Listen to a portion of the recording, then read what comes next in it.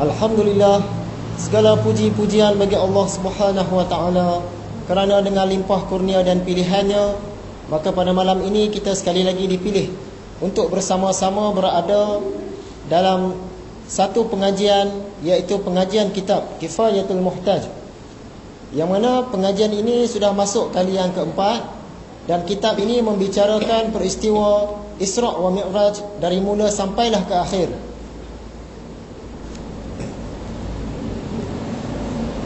Jadi tahniah diucapkan kepada tuan-tuan dan puan-puan yang berjaya menghadirkan diri ke dalam taman-taman syurga ini. Sebagaimana yang kita faham, hadir ke majlis pengajian ini ibarat menghadiri taman syurga di dunia. Dan kita juga dinaungi oleh sayap para malaikat. Para malaikat memohonkan keampunan untuk kita sampailah habis majlis. Selain itu, majlis pengajian seperti ini adalah lebih baik daripada 100 rakaat solat sunat. Majlis ini juga membuatkan syaitan-syaitan berduka cita. Kerana apa? Kerana kita sedang mengamalkan salah satu sunnah Nabi. Dan selain itu juga, perjalanan kita ke sini satu langkah menghapuskan satu dosa. Itulah antara fadilat-fadilat majlis ilmu. Dan sebagaimana yang pernah kita muatkan dalam beberapa rangkap pantun, kita ulang pantun yang dulu. Buluh betung tongkat semambu, buat menghalau si hantu raya. Selamat datang ke majlis ilmu, taman syurga di dalam dunia. Makan roti bersapu pelanta, roti disuap ke mulut naga. Sayap malaikat menaungi kita, rasa tenteram di dalam jiwa. Sungai nyiur, sungai keramat, ada buaya duduk menunggu. Solat sunat 100 rakaat, besar lagi fadilat majlis ilmu. Terkebil-kebil si anak kera, melihat kambing belajar memanah. Syaitan bengang tidak terkira apabila kita menghidupkan sunnah. Masak ubat silap ramuannya, muka yang lincin dah tumbuh bulu. Setiap langkah menghapuskan dosa, janganlah jemu, datanglah ke majlis ilmu. Itu tadi fadilat-fadilat majlis ilmu yang kita rungkaikan semuanya dalam beberapa rangkap pantun. Hadirin yang dirahmati Allah sekalian, sebelum kita pergi lebih jauh, kita imbas kembali apakah pelajaran dan perkongsian dalam kuliah yang lalu. Dalam kuliah yang lepas kita ada menyentuh apakah perjalanan Nabi Muhammad Isra' dan Mi'raj ini jasad sahaja, ataupun roh sahaja, ataupun roh dan jasad sekaligus. Jadi ringkas ceritanya, Nabi Muhammad dia pergi sampai ke Palestin, sampai ke langit yang ketujuh, sampai ke Sidratul Muntaha dengan roh dan jasad. Maksud dia dalam keadaan jaga, bukan dalam keadaan tidur, bukan dalam keadaan mimpi. Roh pun pergi, jasad pun pergi. Yang kedua, kita ada menyentuh tentang kelebihan waktu malam. Sebab itulah peristiwa Isra' dan Mi'raj ini berlaku pada waktu malam. Yang ketiga, kita sentuh manakah yang lebih mulia, sama ada malam Al-Qadar, malam Lailatul Qadar, dengan malam Isra' Mi'raj. Jadi kesimpulan jawapannya, untuk Nabi Muhammad SAW, malam Isra' Mi'raj lebih mulia. Dan untuk umat Islam, untuk kita umat Nabi Muhammad, malam Al-Qadar lebih mulia. Yang keempat, kita ada membincangkan benarkah tempoh pembinaan antara Masjidil Haram dengan Masjidil Aqsa ialah 40 tahun. Mula-mula manusia buat Masjidil Haram, 40 tahun lepas itu dibina pula Masjidil Aqsa. Jadi ada perbahasan ulama dan kesimpulannya memang betul.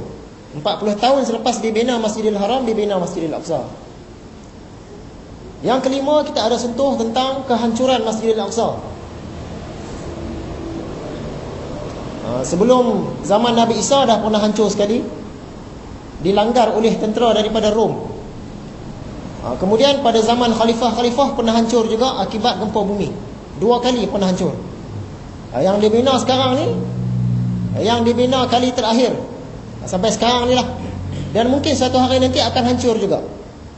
Kerana apa? Memandangkan sekarang ini Kaum Zionis laknatullah sedang menggali terowong-terowong di bawah Masjidil Aqsa. Lama kelamaan dia akan roboh juga. Dan akhirnya kita ada sentuh, bilakah peristiwa Isra' Mi'raj ni berlaku? Tahun bila? Bulan berapa? Hari apa? Kita dah bincang. Baik, sekarang kita masuk kepada kuliah hari ini.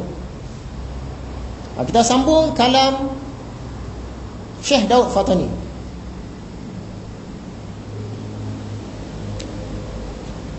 Dan adalah keduanya itu pada malam yang satu daripada Makkah, dahulu daripada hijrah dengan setahun. Kalau ikut pandangan Syekh Daud Fatani, peristiwa Isra' Mi'raj ni berlaku setahun sebelum hijrah. Bahagian ni kita bincang panjang lah, kita pun tak ulang lagi lah. Kata setengah, kemudian daripada mati Abu Talib dan Siti Khadijah pada malam Isnin, pada 7 likur hari bulan Rajab. Kata sebahagian ulama, peristiwa ini berlaku selepas Abu Talib meninggal dunia, iaitu penyokong kuat, pelindung kuat Nabi Muhammad. Jadi Nabi Muhammad dah hilang dia punya pelindung daripada kaum kafir Quraisy. Dan selepas isteri dia Khadijah meninggal dunia, jadi dua tempat bergantung dia selama hari ini dah tak ada. Sebab itu Nabi Muhammad dia rasa sedih, rasa duka cita. Jadi kata sebahagian ulama, peristiwa Isra' Mi'raj ini salah satu tujuan dia ialah untuk menyeronokkan hati Nabi Muhammad. Dia dalam sedih sangat tu, Allah bagi dia satu perjalanan yang luar biasa. Dan tiada jatuh seseorang daripada anbiya yang dahulu-dahulu, kata mu'alif afiyallahu anhu, antara Nabi SAW pada Baitullah di dalam Hijr, berguling di atas lambung yang kanan. Jadi peristiwa ini berlaku pada suatu malam Nabi Muhammad dia tidur dekat dalam Masjidil Haram. Dia kata berguling, bukan berguling. Berguling ni maksud dia tidur. Itu bahasa zaman dulu. Dia kata berguling. Kalau zaman sekarang berguling maksud dia golek. Jadi Nabi Muhammad dia berguling, dia tidur sebelah kanan. Tidur secara sunnah lah. Tangan bawah pipi, tangan ni dekat paha, cara sunnahnya di sebelah kanan. Antara dua kaki bapamu adanya dan anak bapamu adanya, iaitu Hamzah dan Ja'far anak Abu Talib. Nabi Muhammad dia tidur tengah-tengah. Di sebelah dia tu bapa saudara dia nama Hamzah yang mati di medan Uhud, yang kena cabut hati semua tu kan. Sebelah dia lagi sepupu dia, iaitu Ja'far anak Abu Talib. Dia tidur tengah-tengah. Tiba-tiba datang akan dia Jibril dan Mikail.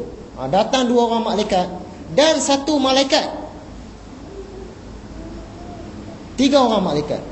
Maka menanggung mereka itu akan dia hingga didatangkan kepada Zamzam. Malaikat bertiga ni datang, ambil dia bawa ke perigi Zamzam.